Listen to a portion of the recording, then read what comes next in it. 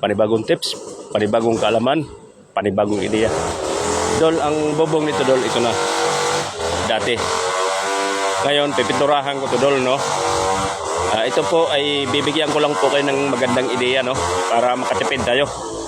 Ito po, ganito ng kalawang nito.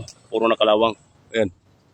Pero ito dahil ito, kumupas na ito dahil linason ko po ito, no? Linason.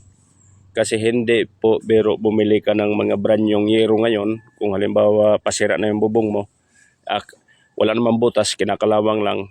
Ang suggestion kaagad, palitan. Ayan Dol yung nangyayari ngayon. Linason ko na to. Ito ready na to pinturahan. Yan. Ito, lalasunin ko pa ito. Diba Dol, magkaiba ng kulay. Ito yung taas na lason ko na ho. Yan. Ito yung hindi pa.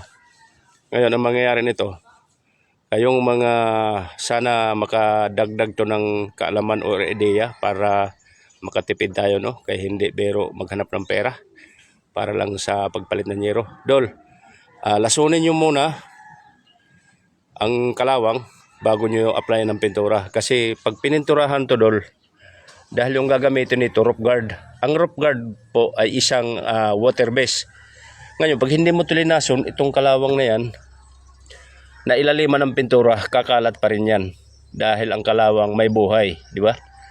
Kailangan lasunin ng ganito. Di ba? Kupas na siya. Laso na siya. Yan, lasong ko na yan. Ito na yung hindi pa sa baba. Dol, salamat at sana makakuha po tayo ng ideya. Maraming salamat. Thank you.